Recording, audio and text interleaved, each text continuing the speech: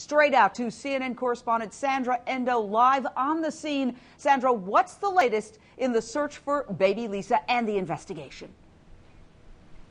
Well, Jay, new details learned by CNN this afternoon. We are understanding that 30 to 50 investigators are on this case. When you think about FBI and Kansas City police, they say this is definitely not a cold case.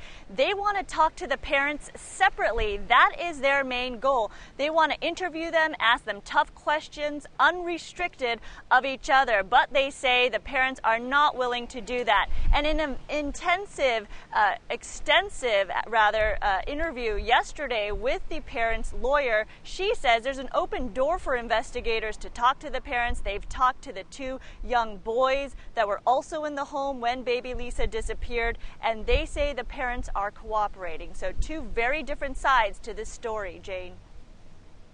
And Alexis Tereszczuk, senior reporter, Radar Online. The cops are saying, yeah, they're cooperating, but their cooperation has not been sufficient. I think we're parsing words here. The bottom line is cops want to interview these parents separately, but apparently the parents have put up some resistance, saying that the detectives they've spoken to up until this point seem to have prejudged the mother, claiming that within an hour of her walking in to talk to them, they were accusing her of murder. What do you know about this? Absolutely. The family is saying that they don't want to be interviewed by investigators that have judged them to be guilty already. They feel that there are some police officers who are not looking for their baby and they're just looking at them.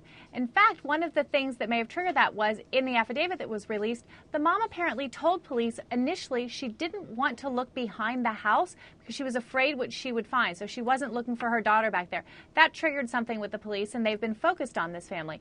They have not spoken to cops since October 6th. Unrestricted. They have spoken to them about tips and told them things like that, but they have not had a sit-down interview since then. The police want to talk to them, and they do want to split Deborah and her husband up. Actually, I'm sorry, they're not husband and wife. They're just engaged. So they are not actually married, but they want to split them up, and the husband has said absolutely no. He wants to be in the room every time that Deborah is questioned. Yeah, speaking of which, Bill Grady, reporter, News Radio 980 KMBZ, apparently the real husband, the estranged husband, who is in the military, has now been contacted and has spoken out on this case. What do you know? Well, he has said that he does not think that Deborah was a good mother. His concern is that, you know, for his son, who he hasn't seen in a couple of years, pardon me, but he doesn't have any indication of her being a bad mother, doesn't think she would harm her child, and then the reason they haven't gotten divorced is just because they've been short of money.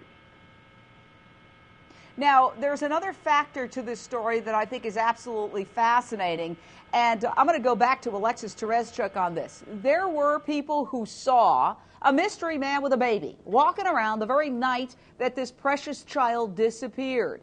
Now, apparently, one of those people, the man who saw the mystery man at the farthest point, about 3 miles away from the family home, holding a baby at 4 in the morning, he says cops have approached him and actually showed him a half a dozen photos of people, and he actually claims that he picked one out of these photos and said, that's the person I saw walking around with this mystery baby, a mystery man with a mystery baby. What do you know, Alexis?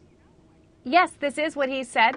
He apparently saw this man and a baby at 4 a.m. that night. He was on his motorcycle, and it was about 45 degrees out. So he said he wanted to offer them a ride, but being on his motorcycle, he couldn't do that. So the police have shown him a lineup, quite a few pictures of different people. He found one, but apparently he doesn't know anything else, and the police are searching for everything.